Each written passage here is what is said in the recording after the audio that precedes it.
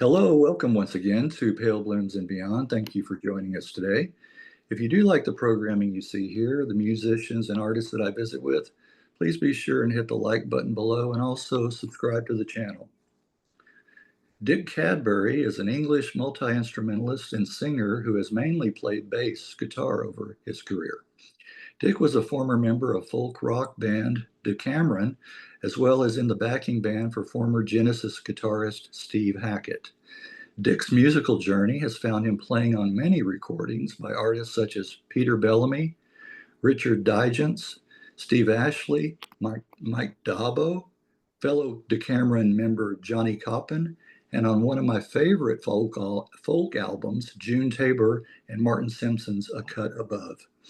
In 1978, Mr. Cadbury joined Steve Hackett as part of his touring band and then subsequently played on a couple of Steve's albums.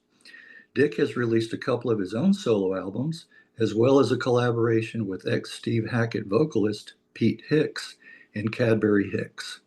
My guest is currently playing in the folk rock band Julie July, and many of you might be interested to know he is a direct descendant of the original Cadbury Brothers, confectioners of fine chocolate. well, welcome, Dik. Hi. Thank you. I had to add that at the end there. What an introduction. Hey. Well, thank you. I tried to do a little research and try to make that sound okay. You've dug deep. Well, take us back to the beginning. Where were you born? I was born in Oak, Birmingham, and my mother thought that I should be moved out to a more country environment. So we moved out when I was about 6 months old to the edge of Birmingham, to a little place called Barnt Green, little village on the edge of that.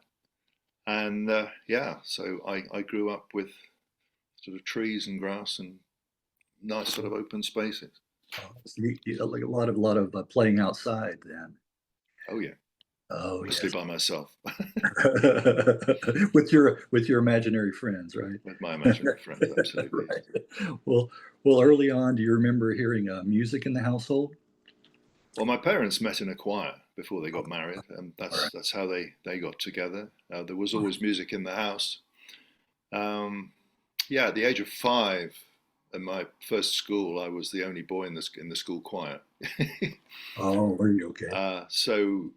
And then I took up the violin when I was 9, and my father, who'd given it up when he was 14, bought a violin and started taking lessons again because we were going to play duets together, which was great.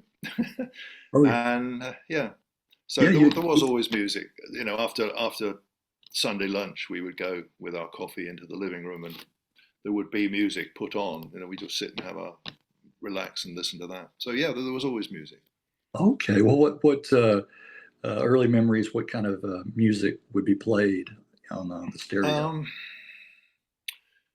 Well, when I was very young, on a Saturday morning, there was a program called Children's Favorites with Uncle Mac and the Runaway Train and Sparky's Magic Piano and all that stuff was very much a part of my early years.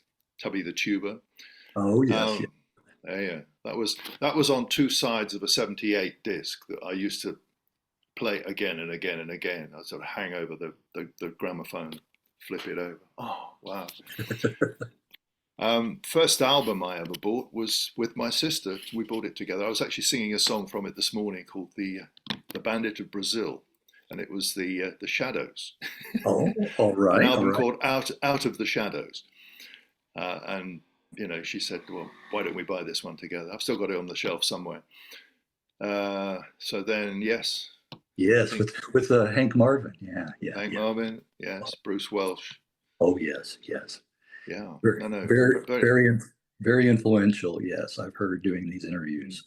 But I had sisters 9 and 5 years older than me. Okay. So my older sister was bringing in Lonnie Donegan and Chris Barber, I suppose, and Elvis. Oh, and then Cliff Richard, and then my middle sister was bringing in the Everly Brothers and all that stuff. So I grew up with all that playing in the background. I was going to say, yeah, nice to have elder siblings to kind of pass that on. Absolutely. Oh, Rock Around the Clock, that was a big one. Oh, yes, yes. I've heard that one come up a Yeah. few times. I still have the sleeve, but I don't know where the album went. Yeah. But Look I've under the played that song. yeah. I played that song at so many parties and balls over the years. It's Have you? become very much a part of me. It's you've gotten your mileage out of that one. Yeah, yeah, Oh, yeah. absolutely. Yeah.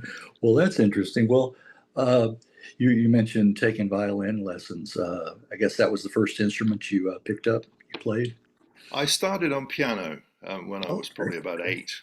okay. I didn't get on with the teacher, and I didn't do my practice, and I gave it up. And my parents said, "Okay, you get a year off, and then you've got to pick another instrument." I said, "Okay."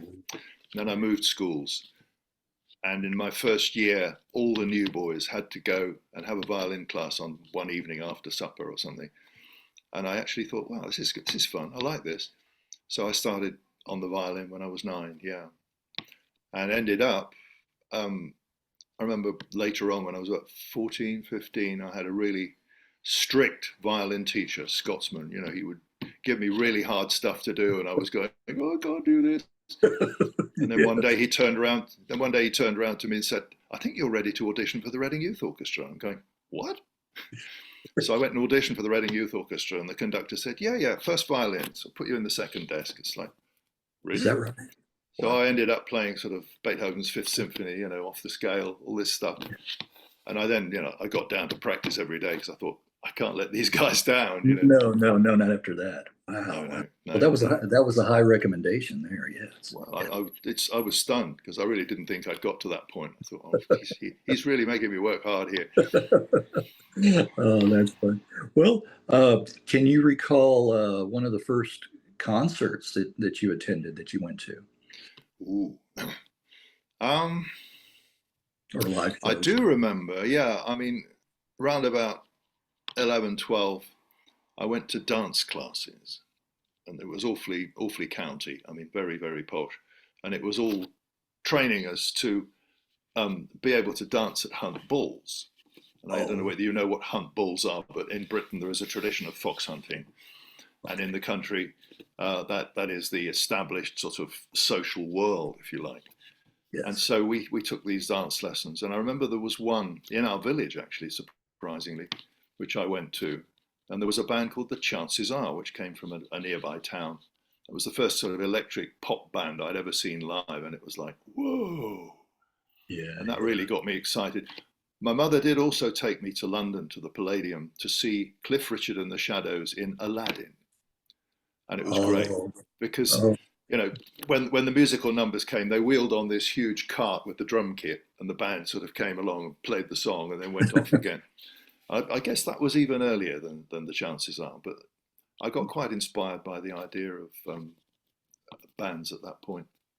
Right. And funnily enough, later on when I went to university, I met up with one of the guys who actually played in the band because Oh, did you? he lived down the road from where I grew up.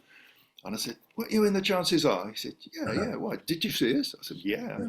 It Yeah. was amazing. Yeah. Yeah. So Well, that was. those are some fond memories. Yeah, yeah, definitely. Mm. Wheeling in the stage, like, yeah, that's interesting. Yeah, Well, Aladdin. Yeah, the yeah. London Palladium was special because it actually had a revolving stage. They used to Okay. do a TV show on a Sunday night called Sunday Night at the London Palladium, and one act would finish, and then the stage would revolve, and the next act would appear. Oh, wow, okay. Yeah, So that was a special theatre. And yeah. last time I went to the London Palladium was actually to see Steve Hackett perform with a 40-piece orchestra, just 2 or 3 Whoa, years ago. whoa. He did a whole tour with a 40-piece orchestra. I Did can't he remember really? which of the Genesis albums he was performing, but yeah, Wow. that was quite stunning.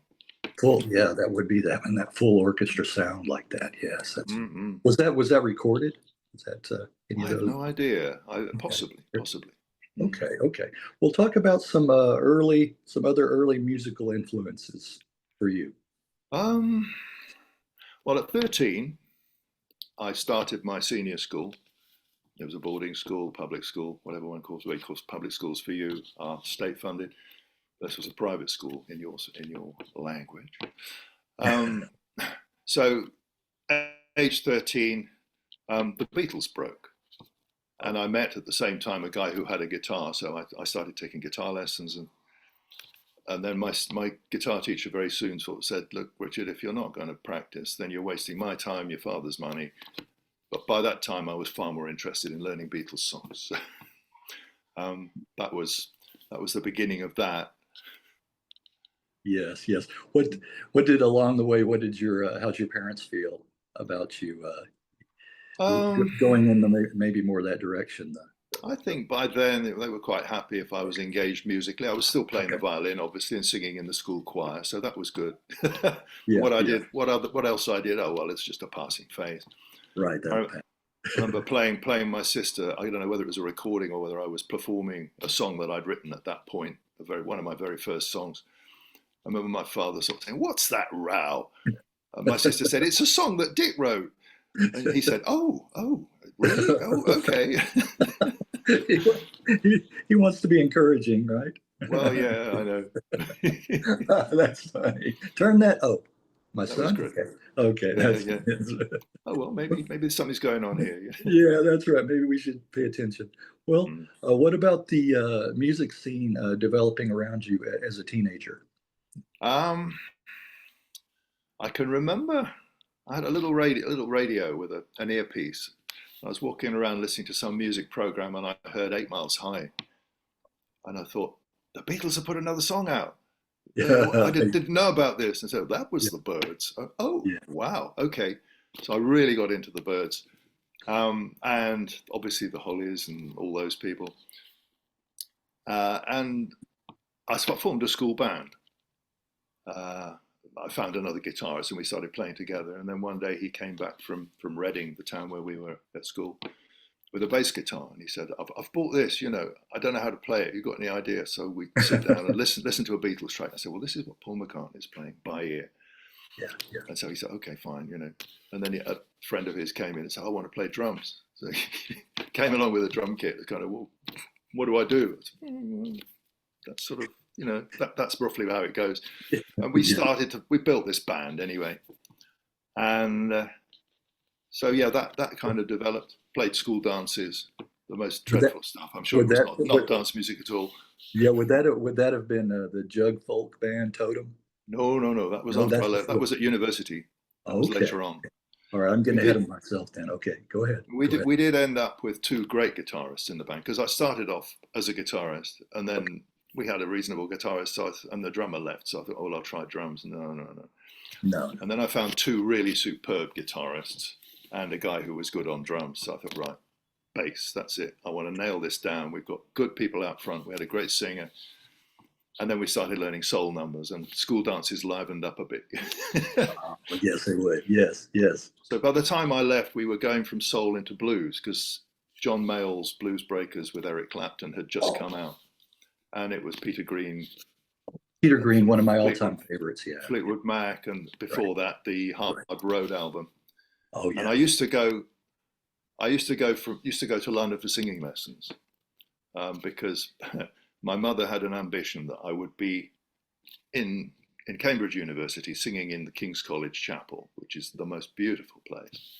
And so I went for singing lessons, but I would always plan my singing lessons around a good act at the Marquee Club in London. So, Joe Cocker and the Grease Band I saw just after, with a little help from my friends, came out. Moody Blues just after, from our children's children, I think it was, Nights in White Satin, that era. And Ainsley Dunbar, who was drumming on Hard Road with Peter Green and John Mayall, formed his own band called The Retaliation, and I was completely in love with that band. Yeah. So I followed Ainsley Dunbar wherever he went, so alongside learning to be a countertenor, which is what I was training to be, because I loved singing church music, I was also following the blues thing, and it was real mishmash. Yes. But Totem, you mentioned Totem. Yes. I chose my universities by cathedral because I wanted to go to a cathedral town and sing in the choir at weekends while I was studying. And so I ended up in Norwich. And very early on, I went to the folk club to see what was going on. And this trio turned up, including the guitarist from The Chances Are, Right. And I went up to them afterwards. I said, "Look, guys, great band, love the song. You need a bass player." And so they said, "Okay, well, we rehearse on Mondays. Why don't you come round?" Yeah. So I came around with my violin and my bass and joined Totem, Okay. which was basically two guitarists, a harmonica player, and me. Yeah. Yeah. Playing a few field hollows and sort of that kind of bluesy stuff. Right. Yeah. Black Betty, we used to do. Oh, did you? Okay. Long before the Black Crows got hold of it. Yeah, and the jug band sound, right? Yeah, that kind of feel. We didn't actually have a jug. Yeah. Nobody was going. you didn't have a washboard either, right? No. We did have a cabasa and a whatever they are, a guiro. Yeah. So it was pretty acoustic, but we used to go into folk clubs with a PA because obviously we wanted to balance everything up, and people were going, "Whoa, folk music! No, you don't need electric instruments. It's just to balance everything up. We're not going to blow you away." Yeah. that was Totem. Anyway. That was Totem. How long were you with Totem? How long? A couple of years. I think in the end we ended up with a guitarist called Pete Bellamy. I don't know if you're familiar with him. He's a Cornish guitarist. Okay. He was very, very special. So it was just the trio at the end with Pete. He brought a load of wonderful songs in, and we sort of changed it sort of semi-jazz by then, but still with the harmonica and the bass, me playing a bit of fiddle and Pete playing guitar. And I've actually got a recording of the final gig we ever did, which still amazes me. I don't know how. Okay. Well, was there? Did you do anything after Totem before you played on Peter Bellamy's Merlin's Isle of Gramarye? That was during that time.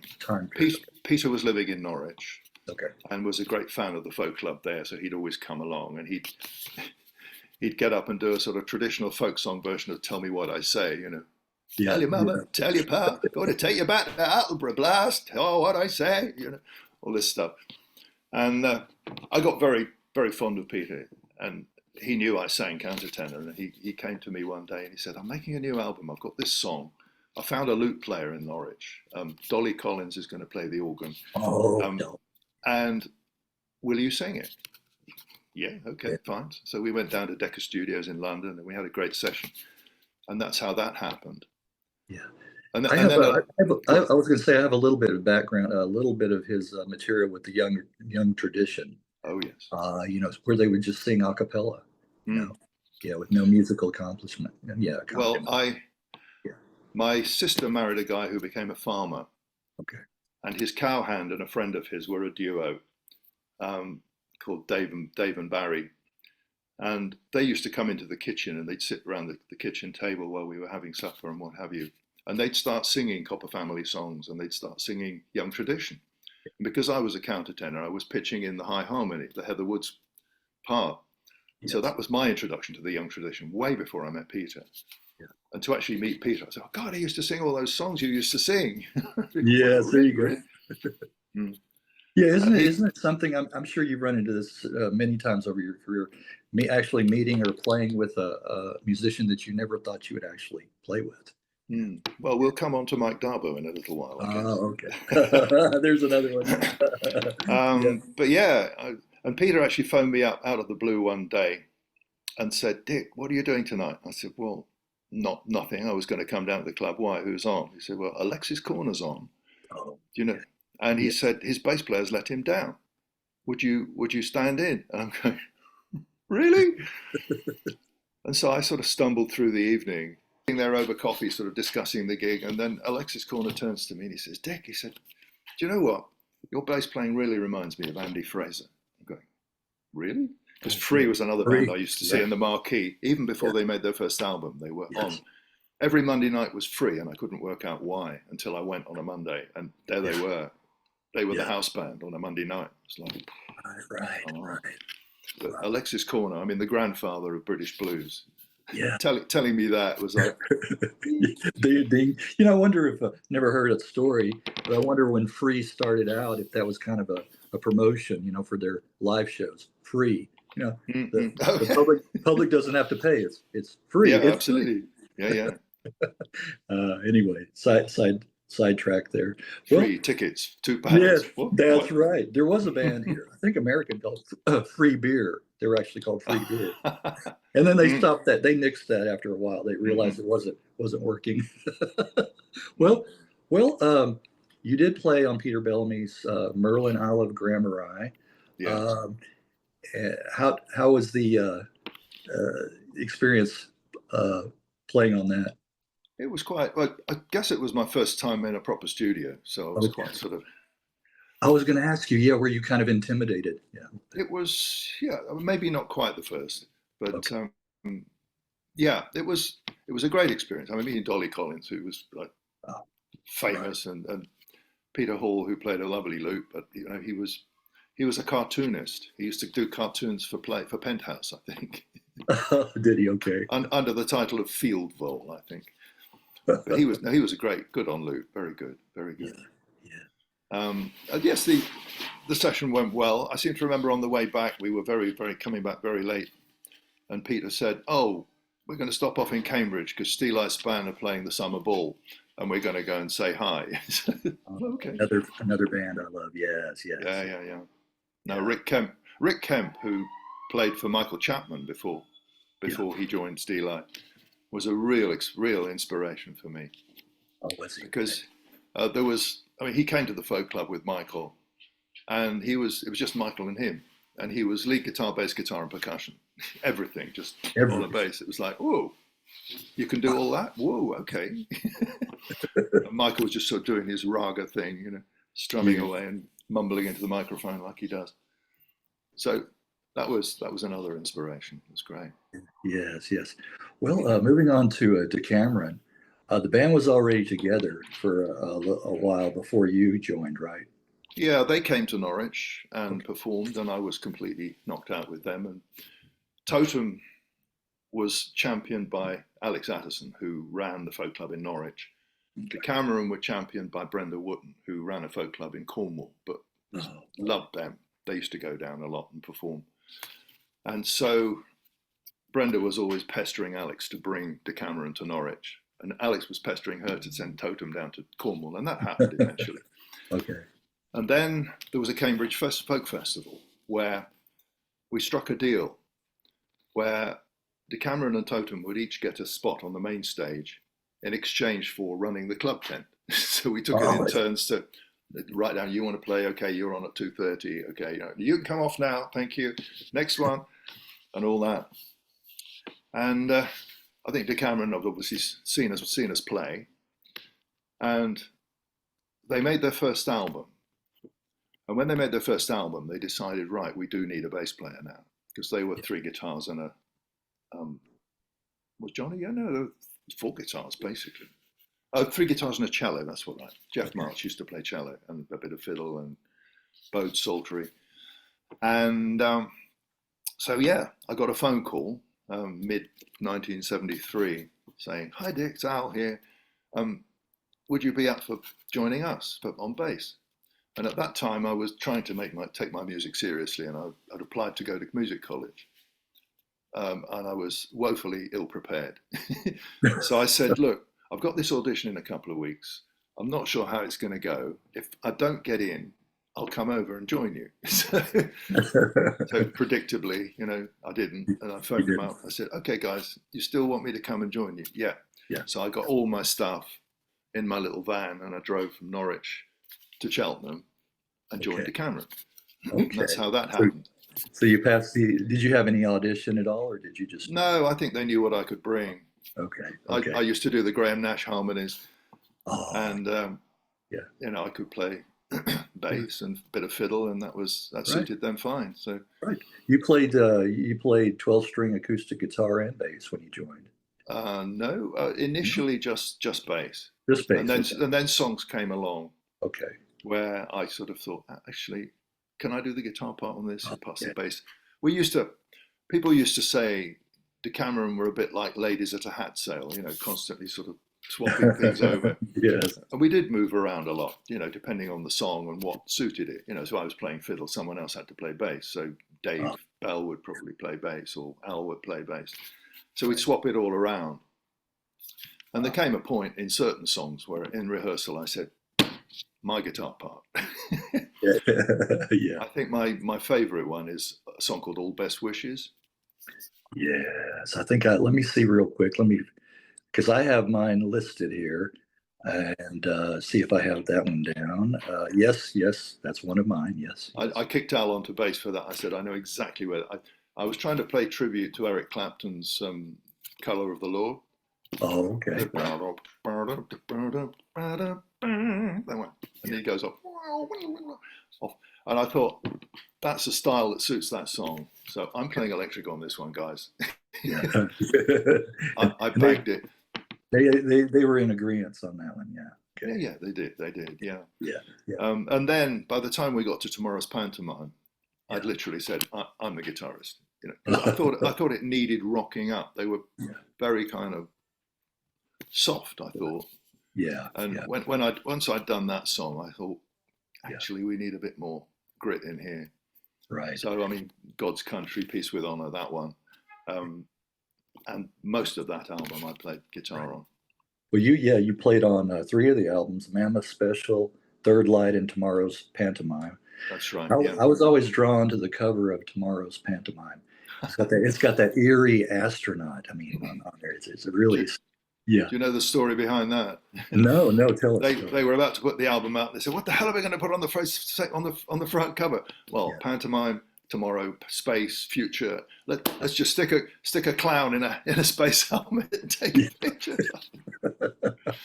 That's how that ended up. Is that right? Dumbfounded myself why the band didn't achieve more success. I just loved the sound of the band. Your take, on folk rock and approach to folk rock music, I really am, I don't know why you guys weren't, a little more popular. As Julie often says, maybe we were too rock for folk and too folk for rock. I don't know. It didn't. My excuse always is we ran headlong into punk and new wave, and that was it. Okay. Tastes changed, and nobody wanted to book us anymore. Right. I've heard that story around that time period where punk and the DIY kind of sounded the death knell for a lot of bands. Yeah. I think it did. Yeah. Well, by then I felt we'd kind of got as far as we could, and it wasn't going to go any further. And really annoyingly, after the band broke up, Dave Bell turned to me and said, "You do realise we were setting up a tour of Canada?" I'm going, "What? Nobody told me." I mean, I might have changed my mind. Yeah, right. Looking back, right. But I think we had a meeting just before we went into the studio to make tomorrow's pantomime, and we had the drummer was, he wanted something out of the deal, or he was leaving, and then he turned around and said, "And Dick's got something to tell you as well." I'm going, "Well, I have been working with a couple of other songwriters, and there's possibly a future there." Right, and then Jeff turned around and said, "Well, I was thinking of leaving at Christmas anyway." So it was kind of, we got an album to make, guys. The studio's booked. We got the songs rehearsed. Why don't we just make it? Right. See where it goes. So we all went into the studio knowing it was kind of. Right. All right. At that point, everybody already had other plans. Well, yeah. I have a copy of the collection, Parabola Road, the double CD. The anthology, yeah. And by far my favorite Decameron track is Journey's End. Yes. That's a wonderful song. Yes, I borrowed the viola. The viola for that. It really pulls on the heartstrings too, I think, that one. And it was originally the B-side to Trapeze. Yeah. Mm-hmm. Yeah. I never really saw the singles, so I don't know what was on what. But Dave used to live in a sort of a loft room overlooking the street in a very posh part of Cheltenham. Okay. And literally he was looking out over purple flowers growing out of the wall and all this kind of stuff. And he just wrote the song about that. Yeah. But yes, that line, "My parents lived in the half light." Difficult one to get.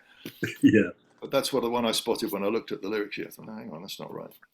Maybe I'll just send it back. Yes. Well, I wanted to mention some of the songs that I enjoy. Maybe get your thoughts or your memories. If you would, on those, your recollections. From Mammoth Special, it's hard for me to pick a favorite, either Mammoth Special or Third Light, or maybe Third Light. I might lean a little bit more towards that. But the actual title track, Mammoth Special, I like that one. Yeah, that was an item on a menu outside a burger bar in Rotterdam, I think. Was it? Was it? It was the Mammoth Special, and they were sort of imagining what a Mammoth Special could be and how it would affect somebody. You know, all this idea of everybody crowding round to see the guy eat it and fall over. You know? He can't possibly eat the Mammoth Special. What was in the Mammoth Special? It was a burger. Okay, it was just a hamburger. It was a hamburger. But I played fiddle on that.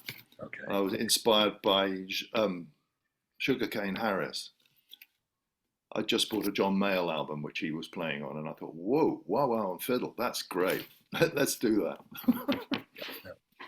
And then Just Enough Like Home. Ooh, yes, very dark. Yeah. very. I was going to say I tend to go that direction a lot with my musical taste. Yeah. Yes, I was exercising my inner Jan Ackerman on that one. The guitar comes in the middle, and again, we got to points in the studio. I was talking about wanting to play more electric guitar. And we got to a point in the studio sometimes where we'd sort of say, it needs something else. And because Al was a guitarist, we'd say, okay, I'll go down and need to fumble about a bit. I'd sit on my hands and say, I'm the bass player. No, I'm the bass player. And eventually it wasn't happening. So I'd turn around and say, guys, I think I've got an idea. I said, okay, go on, down you go. And the same thing with Stonehouse. There's some electric guitar. That's another one I had. Yeah. Starts off with an 8-string bass. Yeah. And then in the middle, I played this wild bit in the middle on electric guitar. And before we started, the engineer said, that's in D minor, right? Yeah. So he taped down on a grand piano all the notes of D minor and put a microphone over it. And he said, before you start, just hit a big D minor, get it ringing. And then every note of that scale I hit, the piano would just vibrate. And you hear when it sort of settles down after that middle bit, you just quietly hear the piano humming to itself. Yeah, it goes back into the... Yeah, that was fun. Yes. Who was the engineer on that album? Roger Quested. Okay, that's right. Yeah. He later branched out into making monitor speakers for studios, Quested monitors. Okay. Oh, that's where the name comes from. Okay. But yeah, I mean, he engineered some wonderful stuff. He engineered Mammoth Special and Third Light. Yeah. Okay, both of those. Yeah. Well, another track, Late on Lady Day. I like. Late on Lady Day, right? Dave, before he joined Decameron, had a background in agriculture. Lived in Lincolnshire on the east coast of England. Oh, okay. A very sort of a lot of floodplains and dikes, and so he was into. It was a very folky image about the hiring fair. Every year, once a year, there used to be a hiring fair where people would come along, and the farmers would pick their workers for the next year.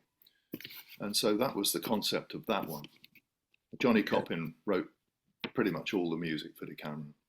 Okay. And so Dave wrote the lyric and Johnny wrote the tune. And that was a very kind of, yes, that was me and Jeff playing the little string section, violin and cello. Yes. And that came out well on the recording too. And then the cheetah. Oh, the cheetah.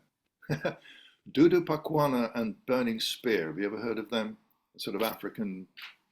Well, they rings a bell. Yes, the names ring a bell. Yeah. But when we finished recording, I mean, it is as it was. But at the end, they said we got to have some kind of play out, and so they got Dudu Pakwana in on a Saturday morning, and apparently the air was. We weren't there, but the air was completely thick with smoke. Yeah. And they played for about 20 minutes, and they could pick only about sort of 30 seconds of it for the fade out. But they just went for it. Right. And they were jamming for about half an hour after. I wish I'd heard the whole thing, but I heard the final mix. It was like, ooh, where's that come from? Yeah. That would have been nice. Yeah. You already mentioned the Stonehouse, the Empty Space. I like that one. The Empty Space. Yes, that was a broken heart song, if ever there was one. Right. And that is a classic example, I think, of the choral harmonies that we used to do. I mean, Dave with his kind of gravelly Tom Waits type voice, and then Jeff, Johnny, and me floating over the top with these kind of almost cathedral harmonies. Yeah, well, that was. And then at the end of the track, there's that lovely orchestral play out. Yes. That's and we always used to close the show with that, and then we'd stand there like lemons while the engineer pressed the go button, and this would play through the speakers, and we'd be sitting there, yeah. Thank you, good night. But Robert Kirby did the string arrangements. In fact, he's done string arrangements for Steve Ashley as well. He did Nick Drake arrangements. He was very much the string arranger of that time. And he did some beautiful work on loads of albums. But we were very lucky to have him do the string arrangements on that album. Yeah. With Nick Drake, another one of those really, really talented artists that left us too soon. Moving on to Third Light, Rock and Roll Away. Rock and Roll Away. Yeah, that album was produced by Tom Allen. Okay. Let me go back to Mammoth Special, because we were we were signed to Transatlantic Records. Yes. No, we weren't. We were signed to Vertigo.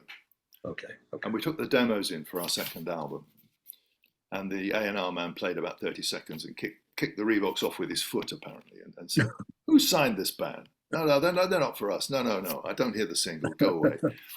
So we had to find a new record company, and we found Mooncrest. Okay. And Mooncrest were associated with Charisma.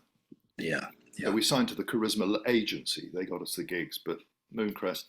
And then we were looking for a producer, and that Dave and Johnny somehow found Dennis Lindy, who had just produced an album for, I think it was, who was the guitarist in the Monkees? No, Mike. Mike Neesmith. Mike Neesmith. And so we flew him over from Nashville. Yeah. And here was this poor guy, who are these English guys? I don't understand a word they're saying. But he produced that. He also wrote Burning Love for Elvis, by the way. Oh, did he? Okay. And played rhythm guitar on the session line. I lived pretty. So he had a track record, and he made an album of his own, which we'd heard, and it was like, woo, this guy's good. Anyway, Tom Allen, who went on to produce Judas Priest, I think, loads of heavy metal stuff. And Straubs, I think he worked with. Oh, one of my favorite Straubs. Oh gosh. But he made the album sound as good as it does, and I think that was the best produced album we ever made. Yes. But that was a great album. Yes. Rock and Roll Away.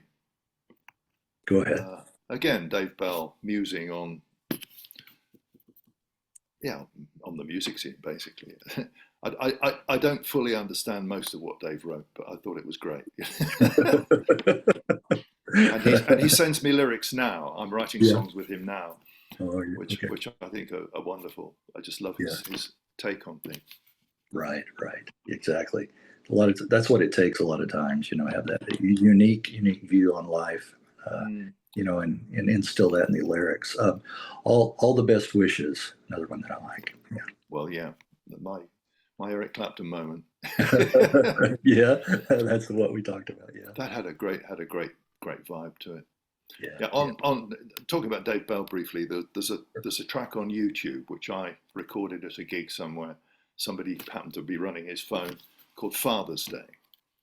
And if you look up Dik Cadbury Father's Day YouTube, this is another classic Dave Bell take on Father's Day. Oh, okay. All we get is a pair of socks. Are we so down at heel? Yeah. Mother, she gets flowers and taken out for a meal. That's good. And there's a wonderful line at the end, sort of, we make noises when we masticate, and people go, "What? Did you really say that?" I said, "Masticate, chew." Masticate, yes, not the other. Yeah. I get into all kinds of trouble performing that song. But I can imagine. What did you say? People I have to warn people in advance. I said, there's a word that isn't what you think it is. Okay, right, it's all to do with chewing, not anything else. Right. Oh dear. Anyway, but yes. Dave has that kind of humour. He puts words in to trip you up. Right. That's nice. I like that. Wide as the Years is another one I like. Ooh. We used to have a police drama on TV called Z Cars, which was, pretty grim, all about crime scenes and murders and whatever. And he described Wide as the Years as musical Z Cars, because it's all about a kid sort of growing up and going wrong and getting killed, And again, more Ackerman guitar on that. Again, we got to a point where sort of this needs something else. I think, well, I've got a wild idea here. Yeah. So if you listen to that, that's that. That's what happens on that one. But Yeah, that no. wonderful play out at the end. I think at the end of that song, for some reason, the last note I hit just fed back, and I was going to mute it. They said, no, keep it going, keep it going. Yeah. And they faded in and out over the cello, going, choo, choo. And that wonderful stereo Rhodes piano sort of swimming about. Oh, I like the Rhodes. Yeah. It's wonderful. It's interesting how a lot of, accidents, will turn out to be, really, really nice sounding, impressions. And like you said, go ahead. I'm so glad they caught my eye in time, because I was going to stop it, You were going to stop. Keep it going. Right. Yeah, exactly. Not intended, but it ended up on there. I think accidents are usually the best times. Right. Best thing, to good effect. Yes. Of course, we mentioned Journey's End, Road to the Sea. That's another one. That's great. Yeah, we did a live concert. Johnny's wife contracted cancer, sadly, and we decided that we would try and raise some money for treatment or whatever. And so we put the band back together in 2002. And that was one song we did, which really, really worked out well. It was really nice to revisit it. But we decided that we would book a theatre. We booked the first night sold out, so we booked a second night. We'd record the whole thing, multi-track. We'd make a CD. We'd say to the audience, look, leave £1 and your email address as a deposit, and we'll let you know when the CD's made. And we did a thing called Afterwards, which was the last sort of real proper live thing we did. But yes, Road to the Sea was definitely came out well on that. Yes. I may send you the files to that if you're interested. Oh, I would be very interested. Yes. Trapeze is another one. Yeah. Now, Trapeze is the reason why I intervened on Journey's End, because I was writing to a friend of mine who'd been describing a time he'd spent in Paris, and I wrote back to him and said, well, we've got this track called Trapeze, which was inspired by the circus school in Paris, where we were staying very close by, and I think Dave spent a lot of time sitting there watching them all, learning how to swing about and what have you, and that inspired that song. Okay. So that was, but relating it to the human experience, the human relationship experience, but flyers and catchers, and try to never let you down, and all this stuff. That's right. Yeah. Wonderful song. Always there to catch you when you fall. Yeah. I was playing 12-string on that one. I don't know why that happened, but yeah. And then one last one, the Ungodly. Yeah. Oh, that's a very deep one. Yeah. Again, I tend to gravitate to those type of songs. The darker ones. Yes, Dark side. I think that talks about, you're talking about my soul now. Right. So I tend to, the moodier ones, the darker ones, There's a good one on Mammoth Special called Parade. I don't know if you remember that one. Oh yeah, yes I do. That's about, we have a, I don't know, you probably do have the same, a thing called Remembrance Day. I think it was the day of the armistice, the end of the First World War, in Europe, where and it's about generations. Grandfather wears his heart on his sleeve. Father's sort of cross with the son because he doesn't care about it. What's all this about? Why do we have to sort of remember these people? And say, well, they died for you. Right. So it's a wonderful. A daughter leaves and slams the door, lost forever. She's obviously had enough of it. I'm out of here. Yes. Sorry, we were on. That's. I just want to hear your impressions and recollections, like you said. From tomorrow's pantomime, The Deal. I like The Deal. Ah, yes, yeah. Back on fiddle for that one. Are you familiar with Chris Leslie? Yes. Plays for Fairport Convention. Yes. He was working with Steve Ashley at the time, and again, I mean, I'm blowing my own trumpet here, but when he first met me, he said, "Did you play fiddle on The Deal?" I was going, "Yeah." He said, "Oh, wow, that's amazing." I'm going, "Really? Okay, thank you." And then he goes on to be this monster fiddle player, But yes, The Deal. That's a. I don't know. It's all about strikes. I suppose it can't have come out of Maggie Thatcher because that was the 80s, wasn't it? Yeah. But it's all about sort of unions and younger generations being restless and older ones sort of saying, steady on, boy, steady on. You know, Right. we can sort this out our way. Good song. Yeah, kind of this kind of thing. Yeah. Again, generations in conflict. Right. Crazy Seed. That one puzzles me. That's Dave being Dave. He wrote the whole thing, I think. I'm not sure whether Johnny wrote the tune or whether he did. Yeah. But that brings out the country in us. Yeah, it does have that kind of twinge to it. Yeah. And then one last one, The Shadows on the Stairs. I like. Ooh, the big divorce song. Yes. Grungy guitar. Yeah, that was pretty sharp. Yes, you get the house, you get the car, and the woman who comes in to do, I get reasonable access to take them to the zoo. You know, yeah, right. Becoming strangers to me, going to be older before they can see how one sad blade of grass can mean so much to me. It's like, whoa. Yeah. This guy's sitting lonely in his bedsit, waiting for the divorce to come through, and he's going to lose everything. Yes, exactly. Yeah.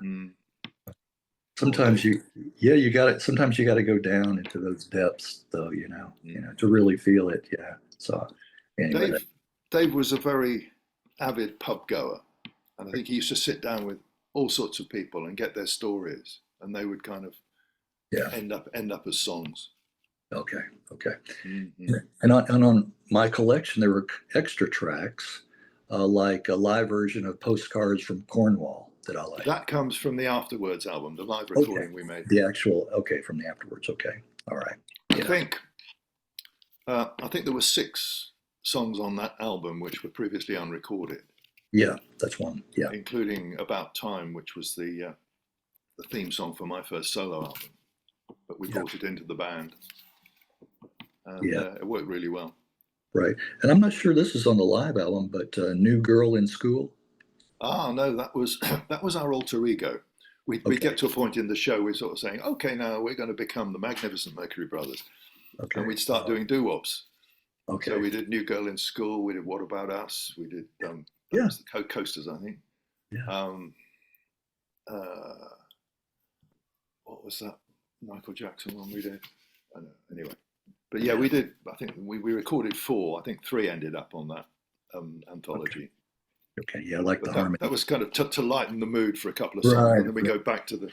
And Dave would say, right now we're going to pass out the razor blades because this one's depressing. Oh, that's fun. Okay, yeah, it's not all death and gloom. No, but yeah. Well, after Decameron called it a day, you opened a recording studio, Millstream Recording. I did. I had a dear friend. I was telling you about my very first recording session in 1969, I think, or 70, when I got called down to London. Yes. And I met a very charming man by the name of John Aycock, who was a sound engineer. The guys that had written the song were given some free studio time with him.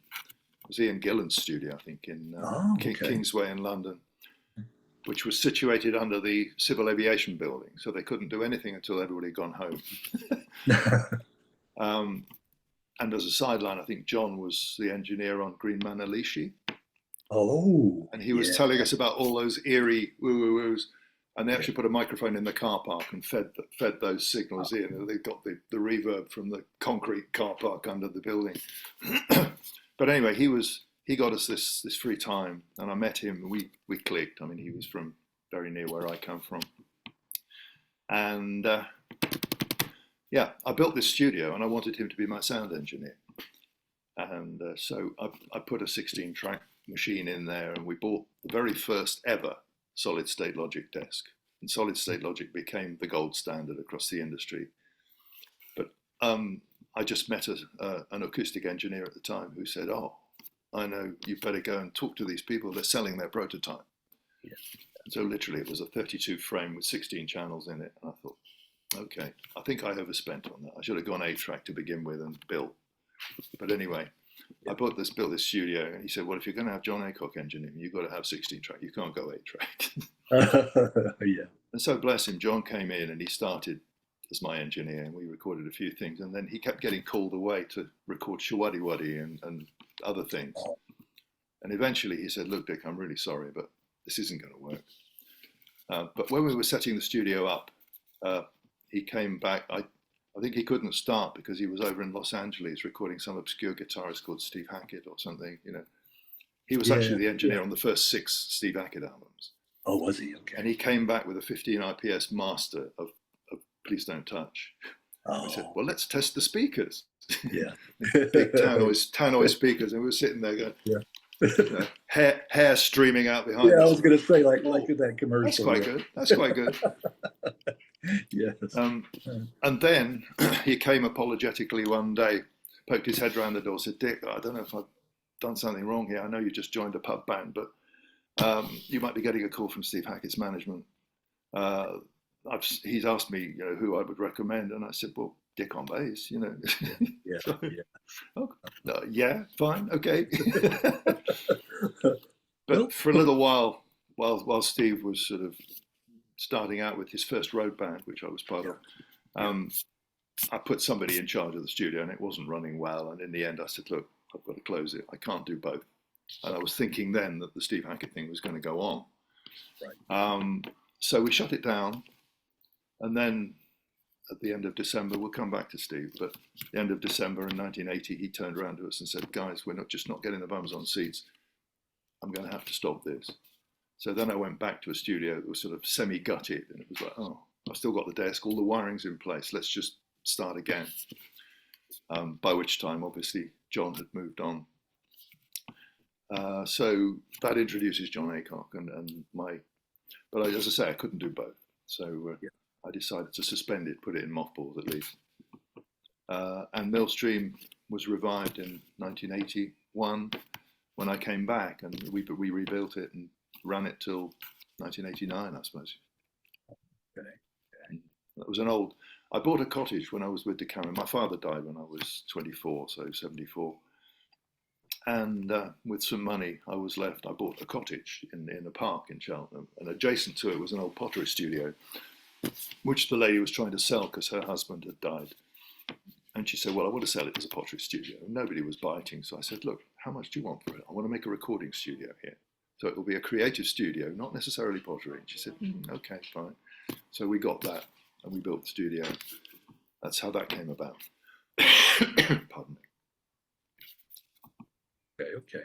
Well, before we get into Steve Hackett, we're not going to have the time to talk about everybody you've played with or worked with, but I wanted to hit on some highlights, at least for me, artists that I'm interested in. Richard Digance. Richard Digance. Yeah, comedian and folk singer, yeah. Comedian and folk singer, yeah. He was also, by then, when we moved over to Transatlantic Records for Tomorrow's Pantomime, and he was an artist on Tomorrow's Pantomime, and Rick Kemp was producing an album for him and brought me in to play a bit of bass, funnily enough. Rick was the other side of the glass, and to put some harmonies on. I think Rosemary McLaren, I did some barbershop quartet stuff. I worked on a couple of Richard's albums because of that connection. Okay. And at one point, Richard was in partnership with a guy called Frank McConnell as part of Pisces. Oh, right. Yeah. And ironically, I'm now working with Frank. But we recorded an album with Richard and Frank as Pisces in the basement of Cecil Sharp House. A guy called Bill Leader, who was a sort of iconic folk producer. Oh, yeah. Yes, he was. Yes. He produced the album, and it was a lovely album. Very shortly after it was finished, Richard and Frank fell out, and the album never got released. But I said to, who was I talking about? The producer. Yes. Oh, Bill Leader. Bill Leader. I said to Bill, is there any chance I could have a copy master of that? That's lovely, and I'd really like, just for my own use. I won't do anything with it. He said, yeah, fine. Give me your address. So I had on my shelf copy master of Pisces' album. And then he made contact with Frank. And I said, oh, hi, Frank, just 2 or 3 years ago. I said, oh, I've got that Pisces album. He said, have you? I've never heard it. I go, really? So I got it digitized and I sent him the files. We're due to perform together in a couple of weeks' time, just in a folk club, Yeah.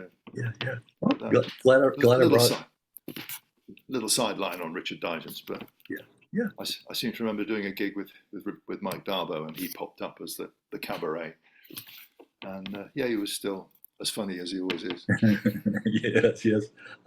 Not Nigel Jones. Nigel Maslin-Jones. Yeah, another artist I'd be interested to talk to as well. Yeah. Yeah. He came from Wolverhampton originally, and he and Johnny were friends for a while. And then he moved down to Cornwall, became a bit of a reclusive hippie, but again, producing great stuff. And yes, his first album, was it Ship to Shore? I think we recorded in Birmingham, and I played bass on that. And then he came to my studio for the second album, Fools of the Finest Degree. I'm losing track of what titles were. And again, I played, oh yes, I was still with Steve, I think, at the time. And he said to me, he's doing this thing called Flying, instrumental. Okay. And he said, yeah, would you play the guitar on this? And so somehow I did. I didn't know where it came from, but wonderful instrumental track called Flying. And I've kept in touch with him over the years. I was doing some film extra work a few years ago, and I suddenly realized I got nowhere to stay because they wanted me back the following day, and I was in Cornwall. And I thought, okay, phone Nigel. He said, yeah, come and stay. And we had supper and a long chat, and then he said, I've got a couple of tracks I'm working on. Do you mind just, so sort of 2 a.m. in the morning. I've got to be there again at 7 in the morning, mate. So yeah, and he turned up at John Aycock's wake as well. So I heard him, last time I saw him was about 8-9 years ago now. Yeah. Okay. But Nigel, what a great songwriter. Yeah. I may reach out to him after this. Get in touch with him. Okay, now get us up to speed with joining Steve Hackett. Well, as I say, John Aycock invited me to, he said, you're going to get a call. So I went down and did the audition, and I passed it. I think he was quite impressed with the harmony thing that I used to do with Decameron. I was talking about that, saying when I see him. And what he wanted was the 3 parts of the Crosby, Stills and Nash, tight harmony. If you think about, I think Defector more than Spectral Mornings, but certainly Every Day, the choruses of that, and anywhere where there are vocals, he wanted all of us on it. Yeah. And that really worked well. And of course, I say as a heretic that I was never into Genesis. Really? I'd heard his first 2 albums because John played them to me. And I thought, this is clever stuff, but I never dreamt I would end up with Steve. And it was the most challenging career path I've ever taken, really, But he would come in with the song, the basic idea, and he'd sit with Nick, the keyboard player, Nick Magnus, and they'd be working on it, and he'd say, and we'd be sitting there quietly going, okay, what about that? Yeah, okay, that'll work. And then he'd turn around and say, okay, guys, should we try it? And we'd just wallop into the song, and we'd have worked it out by then. Okay. So yeah, it was a wonderful, wonderful time. Oh yes, I can imagine.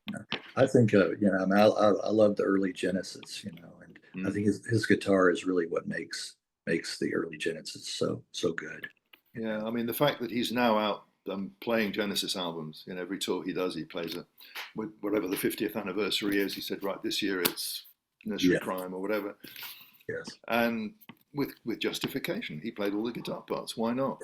That's right. People flock to hear it because they love to hear that. That's right. And then his subsequent solo material, like you said, I mean, it just he really showcases his expertise on that on the axe, as they say. Well, again, you played on 79 Spectral Mornings. Love the title track. Excuse me. That was all about World War I think, and it was kind of Tiger Moth, and right. He does pick themes. I mean, the Defector was all about swapping spies and that kind of thing. Yes. And, what's that one? Oh, crikey, what's it called? Anyway,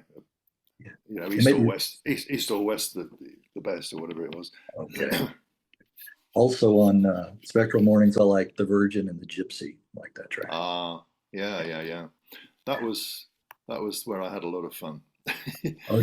Because I remember he started out with a 12-string and a shaker, and he just recorded the 12-string part. Yeah. And then Pete went in and did the main vocal. And then he said, okay, Dick, go and put a harmony on it. So I put a harmony on it, and then they said, come and listen. I thought, no, give me another track. I've got another harmony. And I just built the whole sort of, Fields of Lime and all that. Right. And I had a lot of fun with it, and they swallowed it. Yeah. But I was thinking about, We're Not in Love, where the harmonies sort of overlap one another. One comes up, and then another one comes up alongside it and creates a clash. Very Crosby as well. If you think about Guinevere. Oh, one of my favourite songs. That kind of, I had that in my head, and I just kept adding harmonies, and we ended up with that. Yes. And John Hackett playing the bamboo flute. Yes, I can hear that on there. Yeah. Lovely. I mean, the whole track is beautiful. It is. Defector. I think I showed you this, but I'll hold it up for I still have yes. my vinyl. Yeah, on this one. Yeah. Still got the price tag on it. I should have put my finger over that. Well, you can't see it. I can't read it. No. You can know the viewer can't read it. I liked also the covers. A lot of those, the artwork for his picture, his face on there. Yeah, Kim did all those. Okay, I like that. Yeah, and she never gave him open eyes. Don't know why. He was always. Yes, they are. You're right. They are. No. Yeah. They parted company. Okay. Very acrimoniously some years ago. Yeah. Well, my three favorites I'll mention off of Defector. Jacuzzi is one that you brought up, I believe.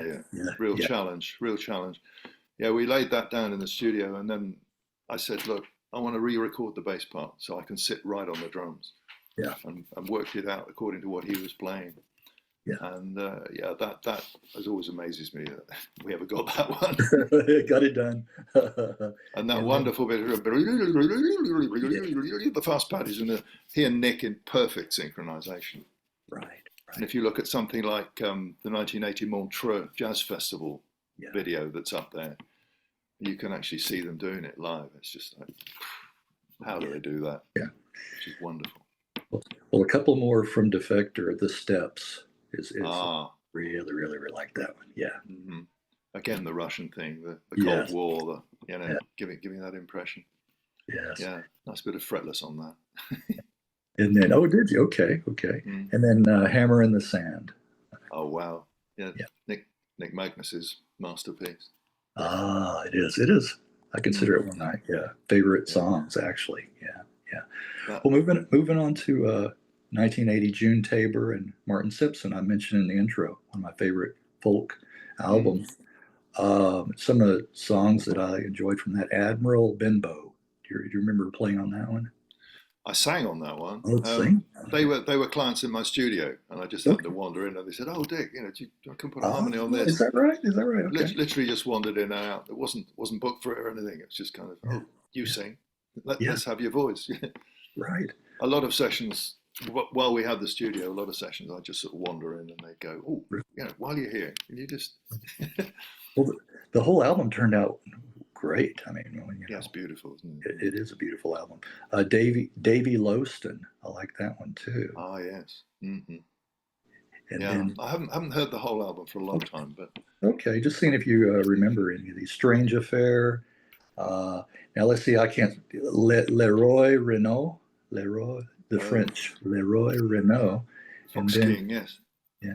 And then Unicorns, one more track that I really like on that one. Yeah. No, it's a magical album, really is. Yeah.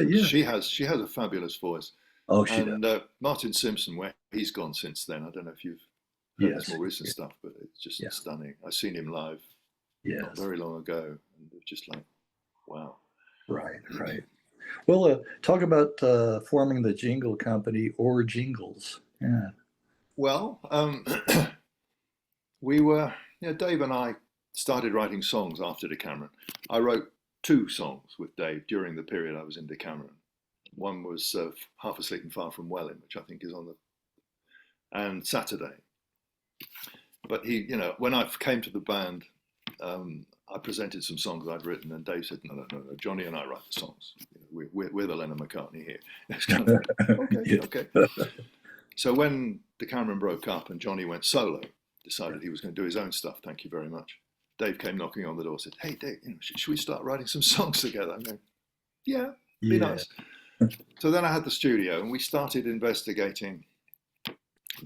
The local radio station had just started up, and we thought the jingles were pretty awful. So we went to the sales force and we said, well, we can write jingles. And they said, okay, fine, yeah. And then they gave us one, and we wrote it, and they came back and said, well, that's really good, we'll try and promote you. So we started writing jingles together. And to Dave and me, they were just little 30-second songs. Yeah. And we had a lot of fun with that. And through that, we decided that we were going to form a retro 60s band where we would do cover versions of certain things, but we also started writing songs in that style. So we formed the Teenage Idols. Teenage Idols, yeah. Yes. And alongside the jingles, we did that. So right almost to the end of the studio in '89, we were doing both of those things. Yes. But writing jingles was great fun. Yes. Well, it was also, I don't know, across the pond over there, it was very lucrative there for a while. You can make some good money. Yeah, I mean, no, we didn't make a lot of money. We were going more on volume than on on value, because it was a local radio station, small companies. They haven't got great budgets, and so we thought, well, okay, we can have a bit of fun here. Yeah. And that's how eventually I got into voiceover work, because occasionally we'd have to book a voice artist and say, we've got half a dozen for you, and he said, well, I'm coming down from Birmingham, so I'll be there at 2:00. Right. And eventually, one of our jingles came back and said, well, we've got one voice, it's got to be back on tomorrow. It's going to, well, we can't book a voice for that. I'll do it. Okay. And then they'd come back and say, oh, can we have that voice again? Said, yeah. Oh, yeah, okay. There we go. So you were Johnny on the spot there. Absolutely, yeah. Right. Okay, now we got to talk about Mike Dabo. Mike. Again, Mike spent 10 years in America trying to make his fortune and didn't really get much. Yeah. And so he came home and moved into Gloucestershire. And the first thing he was doing was looking for a studio to do some demos.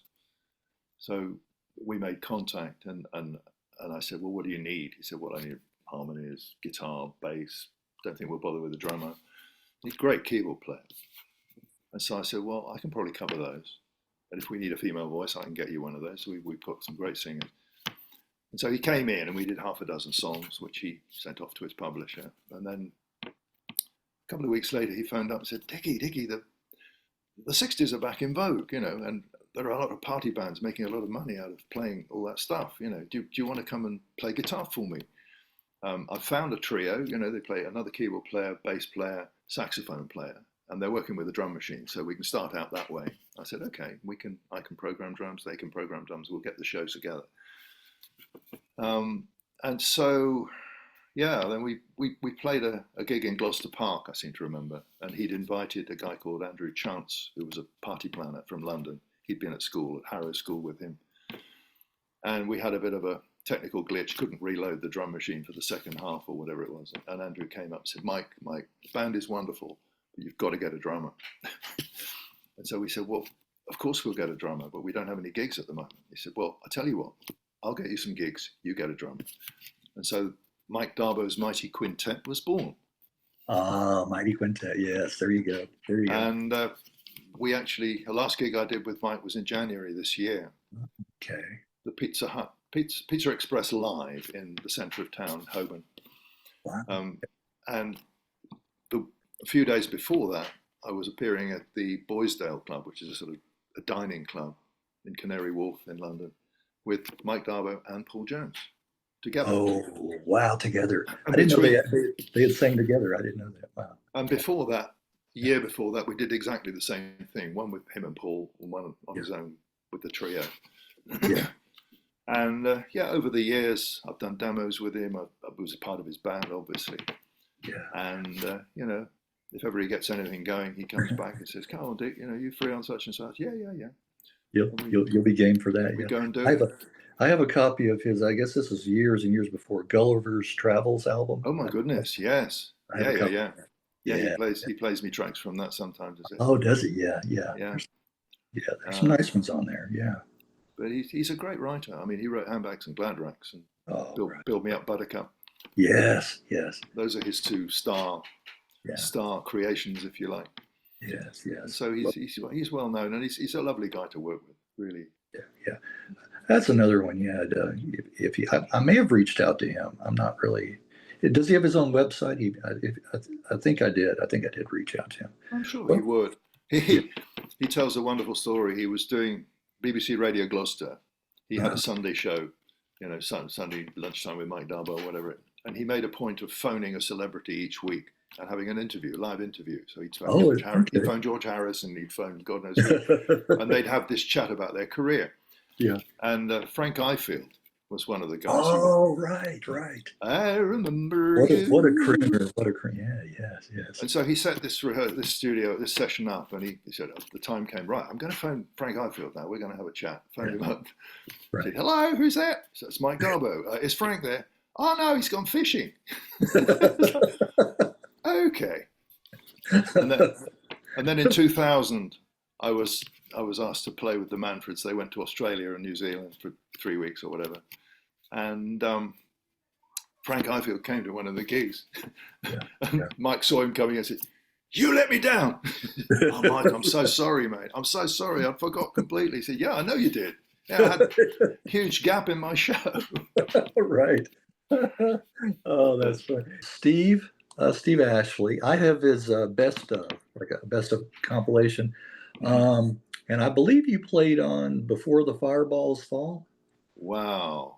Yeah. He got very involved in the CND, the Campaign for Nuclear Disarmament. Okay. And he made an album called Demo Tapes, you know, with the CND symbol on it. Yes. And that was an amazing session because he came to me and he just said, Dick, I've got this song, I've got to record it. And I said, okay. Featured on that is Bruce Rowlands, who was originally in the Grease band. Yes. And then was playing with Fairport Convention, I think. Nick Magnus, who played all the wonderful keyboard parts. And I played bass and guitar. And that song's a real tearjerker, you know. I can remember we were just about to, our second daughter was due to be born, and you know, he was just having young kids, and he was really concerned about, you know, the future for them. And so yes, we recorded that at Millstream. Right. And then he came back to me later. He said, "I've got another album. You know, I've got to record another album." And so we did a whole thing called More Demo Tapes. Yeah, more. Oh, right. But Steve toured with Decameron in 1975. Oh, did he? Okay. With Fungus, Rens van Zalm. Yes. And Fred Peake and all those people. And Louis de Bay. Louis de Bay was a fabulous drummer that had done their recordings, and he a senior musician to them, but wonderful. And he stayed with us.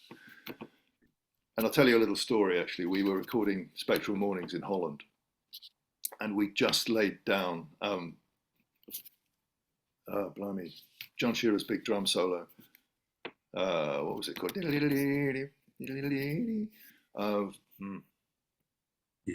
Anyway, we just recorded this thing, and I bumped into Louis in the studio. I said, "Hi, Louis, how are you doing? You know, what are you doing here?" He said, "Oh, I've got the session." I said, "You've got to come and listen to this." And so we brought him in. I said, "Can you play the drum solo?" And so we played it to him, and he turns to John Shearer and said, "You an octopus or something? Did you do any overdubs on this?" He said, No. He said, "Are you an effing octopus or something?" Blew him away completely. It did. That was hilarious. Yeah. And from Louis, that was quite something because he was a brilliant drummer. Oh, yeah. So, yeah. I was just looking up something. Go ahead. So, yeah, Steve Ashley, he toured with us. It was the first time I'd really heard him. Okay. And I crept into one of his spots before we played on that particular tour, and I was in tears. He was so funny. Yeah. So funny, so self-deprecating. But then the songs were so brilliant. Yes. And he just has this kind of,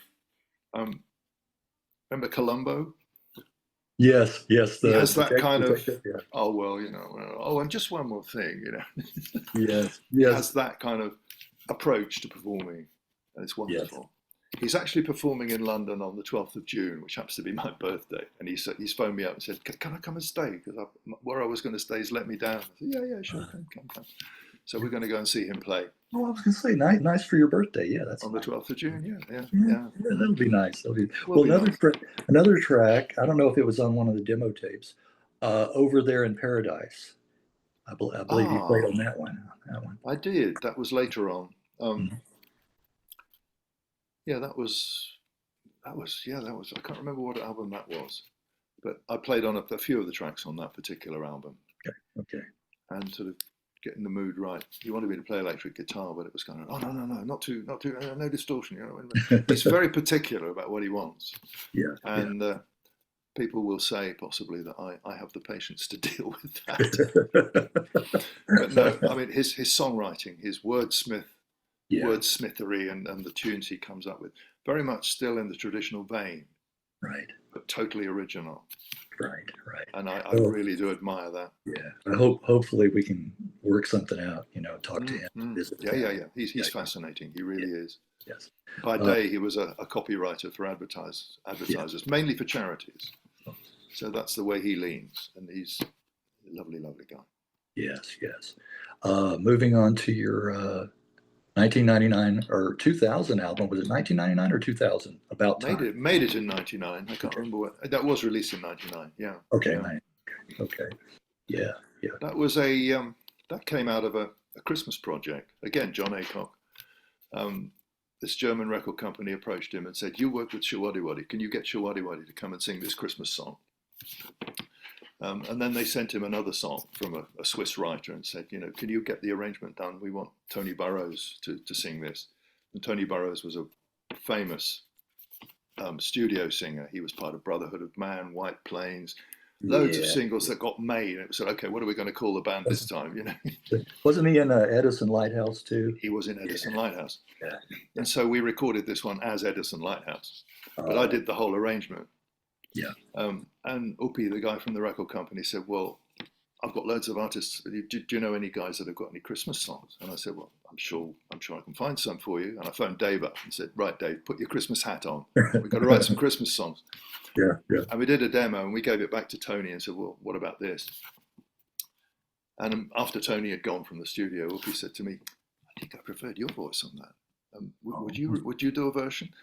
And I ended up with 2 tracks on the album alongside Noel Redding, Dana, dare one say Gary Glitter, and Edison Lighthouse, all kinds of people. Yeah.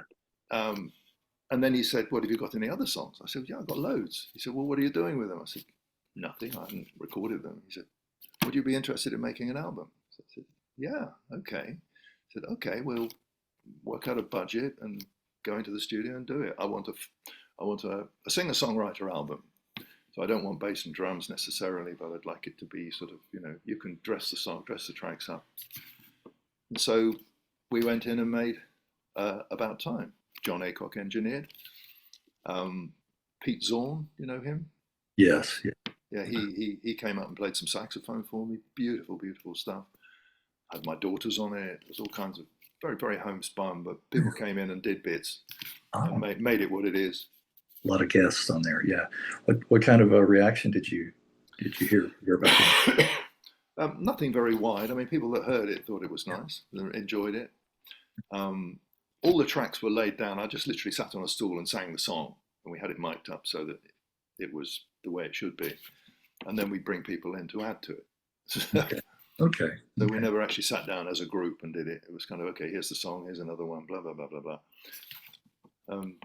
One of my favorites on that is Paper Round. Okay. Which Dave and I originally wrote for the Teenage Idols. Yeah. And it was literally about Dave going around delivering papers on the day that Eddie Cochran died, which is the opening line. You know, the day that Eddie Cochran died, I put the news through every door. And so yeah, that was probably the most popular song that people come back. Oh, I love Paper Round. It's the one, you know. But the album, it was lovely to make. It was just, I was totally flattered that somebody was interested enough to say, well, okay, let's give you a budget, go and do it. Yeah, do the album. Okay. Well, fast forwarding to Cadbury-Hicks, 2015, between you and Pete. In 1980, Pete and I started writing stuff on the road, the last tour we did. And he came in. I can remember it started off, I walked into a hotel room and I said, God, this room stinks of stale socks and cigarettes. 20 minutes later, he hands me a piece of paper. I've written a lyric. And 5 minutes later, I'd written a little sort of country waltz to it. There was and then he just kept firing lyrics at me, and it was like, oh, okay. then he phoned me up and said, I've got a song I really want to record. Can I come over and we'll do it? And this was all done on the dining table where I'm sitting now. And so I said, okay, play the song into the microphone. And he did. And then I said, okay, replace the guitar part and then replace the vocal. And then we built it up. And that was Cold August Day, I think. Okay. And then he said, okay, why don't we make a CD? Yeah. Okay. So it was literally all done on the dining table. And the only thing I think that wasn't was we were sitting waiting to do a duo gig somewhere in a pub. And he said, do you think Steve would play harmonica on one of the tracks? I said, yeah, sure he would. I sent him a text. He said, would you fancy blowing some harmonica or something? He said, yeah, send me the track. And he did that in his studio and sent the file back. And he said, and just another honky tonk is Steve Hackett on harmonica. I mean, Steve playing harmonica. Yeah. Wow. Pete keeps sending me lyrics. We keep get together and doodle about. There may be another one. Who knows? How do you like that now? With almost everybody having their own little home studio, being able to send tracks back and forth. And I love demoing. I mean, one thing I'm playing with is above all else at the moment. I play guitar and bass, and I do harmonies and stuff. But I'm really enjoying working Hammond organ.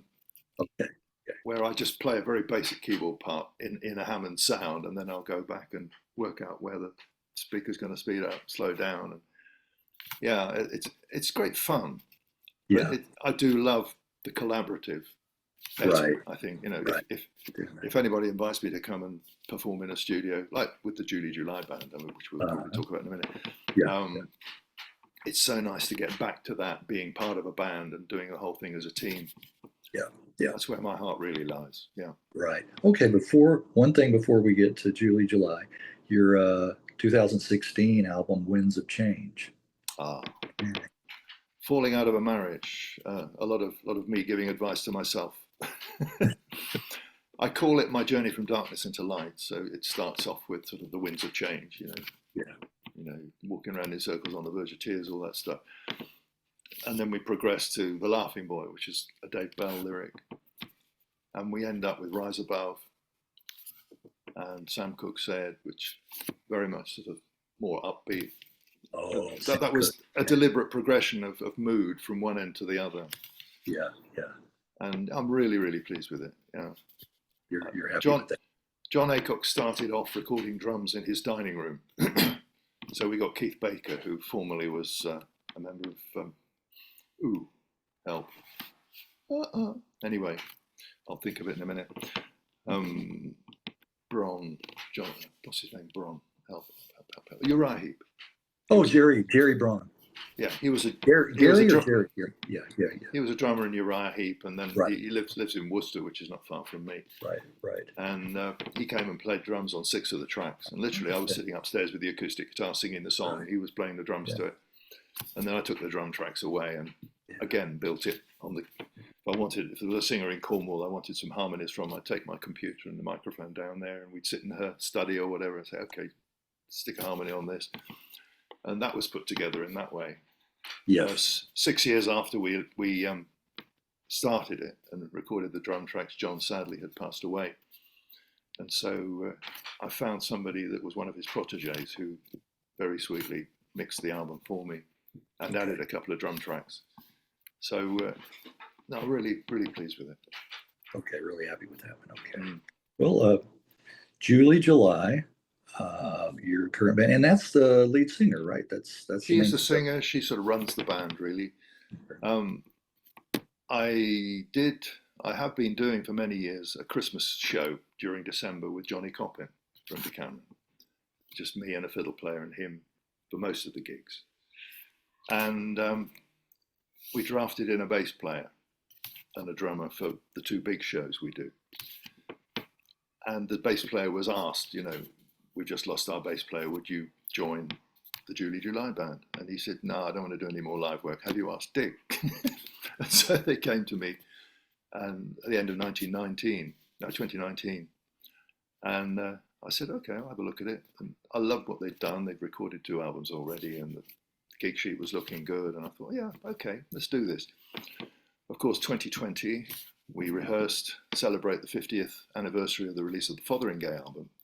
Oh, because Julie had been specialising in covering Sandy Denny songs. right. And the band was going that way. And of course, we just got the show up, about to start, COVID. Yeah. Oof, down comes the shutter. We couldn't do anything. So we said, well, while we're off the road, let's write some songs and see if we can make an album when we are able to go back into the studio. So that was how we started with Julie. And it's such a well-run band. We haven't had a lot of gigs in the last year. We haven't got many this year, but still the spirit is there. And if there's a gig, we'll do it because it's such a great lineup. And we did the Shrewsbury Folk Festival a couple of years ago. And we did a Sandy Denny set with some of our original stuff, including Wonderland, which she and I wrote together. And professional film crew, professional sound crew, whole thing is again on YouTube. So if you go July Shrewsbury Festival, you will find that whole show. And it just shows what we can do. It was a lovely experience. We made an album last year called Flight of Fancy, which was the theme was to think back to the 60s and 70s and capture that vibe, but bring it up to date. So a lot of the songs are in that mold. Yeah. And yeah, we have because sales weren't going too well, we thought we'd pare it down to a quartet. And so without the drums and the electric guitar, we do a show, which is, some of what we do on stage, but also gives the songwriters, including myself, more of a chance to air our original stuff. And we've got one on Saturday, in fact, coming up next Saturday, right, which we're looking forward to. So that's the July thing, really, yeah. Okay. Are you getting good turnouts for those live shows? Patchy. I think because money's tight at the moment, people are reluctant to go for what they don't know. Right. We did a show last year where we were in the small room. I think we got about 35 people. In the adjacent hall, they had a Meatloaf tribute, which was packed, and I'm thinking, well, we're playing original music, it's really, really good stuff. And they want to hear somebody who can't even sing like Meatloaf. Yeah, exactly. I'm thinking, what is the world coming to? The whole tribute band thing is just gone through the roof. It's just completely. Just a couple of other things. Winding down here, you thought you'd get away without talking about your chocolate confectionery heritage. Can I just mention one more name before we? Oh, sure. Move on? Before we get into that. Yeah. A wonderful singer-songwriter called Leif Farden, who in the 80s had a band called Leif Farden and the Legionnaires, and they used to go out on tour with Dire Straits and stuff like that. He had a deal with Arista, I believe, back then. And a few years ago, I met him, and he's writing wonderful, wonderful songs. We've just recently released an album called On the Upbeat, which has been picked up by an Italian record company and re-released with sort of financial support, because he's just scraping his pennies together and saying, well, okay, I can afford another day in the studio now, let's go and do whatever. And that is up on Spotify and what have you. But Leif Farden, for me, is a marvelous songwriter and very individual. Yeah, it's just Fardon. Yeah. Okay, Leif Farden. Okay. LEE. Yeah, Leif Farden. Okay. All right. Check that out for the viewers, and I'll make a note to do that as well. No, I think you'll enjoy it. Okay. Now talk a little bit about your heritage. On to the heritage. Yes. Well, when people say, "Oh, you belong to the Cadbury family," I say, "Yeah, I do." John Cadbury, who started it all off in the centre of Birmingham, initially, the Quakers were keen. I was just listening to something about Joseph the Rowntrees as well in York, but they were seeking to provide a place where people could come, meet, have a drink of chocolate or coffee or tea that did not involve alcohol, because they were obviously, the Quakers are very strong on temperance and teetotalism, whatever. So John Cadbury had this tea importing, cocoa importing business, and his sons Richard and George, he started playing around with trying to make edible chocolate, and his sons picked that up.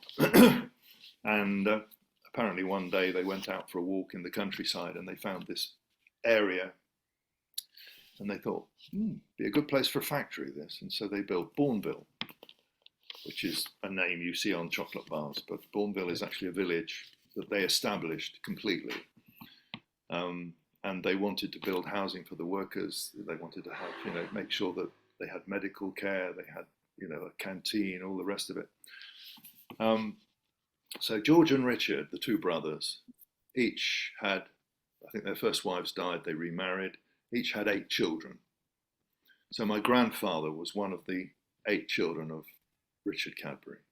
He had 3 children, and I'm his grandson. So the family kind of explodes at the point where Richard and George have their family.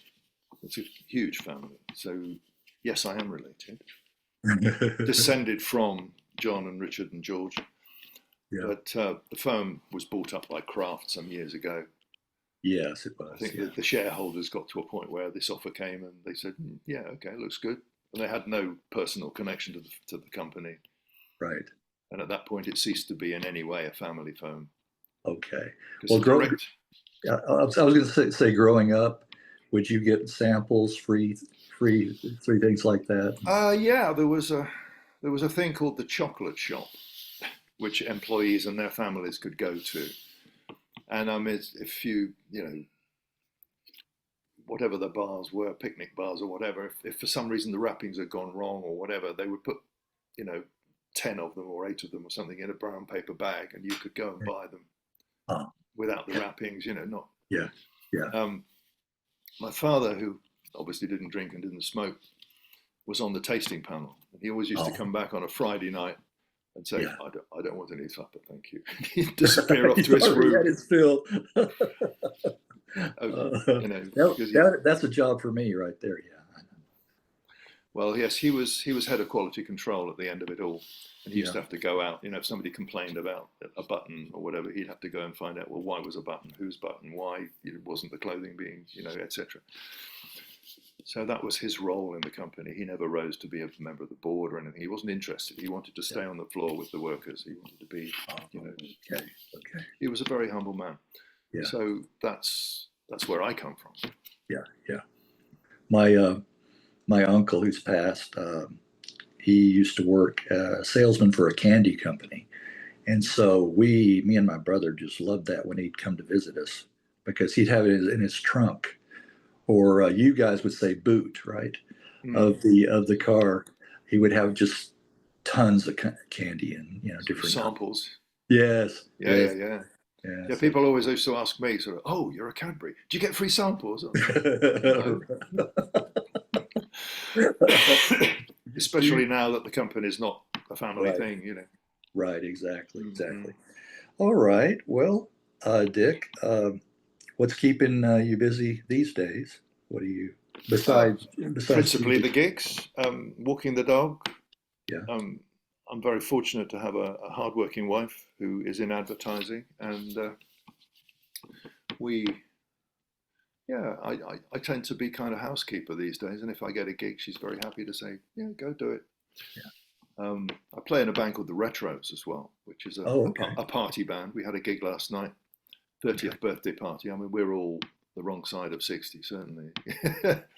In the drummer's case and mine, we're the same year, certainly older than that. Yeah. But, the set list will be 60s stuff. We throw in the odd bit of Oasis and Stereophonics and seems to please the crowd. Paul, the drummer, will always discuss the set list. Say, well, this is what we do. And they sort of say, well, yeah, we like that, and that. Can you bring those and do them? And yeah, we have good fun, just the 4 of us. Okay. So I think Retros Live is the website. Okay. If anyone's curious. See me in a jacket and a red tie and a black shirt, touting the bass. All righty. Well, can you think of anything else that you like to plug or mention, or that we overlooked? I don't think so. I think we've covered it pretty well. Okay. That's right, too. That's right. Yeah, we'll sign off and I'll go, that's me. I do that myself. Yeah. Oh, I should have asked him this. Yeah. I do that all the time. So, oh well. There's always a part 2. Yeah, possibly. Yeah, there you go. Yeah, it's lovely to talk to you. Well, yeah, to you too as well, Dick. I've enjoyed it, and I like doing these things anyway. So I guess you can tell. 200 246, I think, so far. So Very impressive. Really yeah, good. yeah. It's So nice to find an enthusiast who sort of knows about things and yeah, takes an yeah. interest. Where would we be without our audience? I Oh yeah, keep saying, yeah, people thank me at the end of a gig. I say, well, we wouldn't be anything without you. I mean, what's the yeah. point in turning up if you don't come? There you go. That's right. That's Mm-hmm. right. Yeah. Well said. Well said. All right then, Dick. Uh, Well, we thank you will very much. I'll stay in touch and keep me posted. Will On do. Yeah, upcoming things, and I will. if you happen to release anything new or Mm, anything yeah. like that, that's Quite so, yeah, absolutely. I have been thinking about suggesting to Julie that we record the quartet repertoire yeah, because yes, that is different from what we take on stage normally. yeah. And obviously, if we're doing gigs, then it would be nice to have a CD to say, this is what we did. That Yeah. very true. Very true. Yeah. All righty. All right. Well, Have a good evening. Oh, you you you just too. started your day. You have you tell that to yourself. You have a good evening. Yeah, mine's about almost noon, almost 12. Right. Mm. So you have a good, yeah, but you're only 1:20, almost 1:30 your time there. So according to your clock, I'm just looking at your clock back there. Well, So. yeah, actually, it's 10 to 6 in the evening. Yeah, I know that. I know. You take care anyway. Nice to speak to you. Nice to speak to you, and all the best to you. Okay, Dick. And to you. Bye bye. All right. All right. Bye bye for now.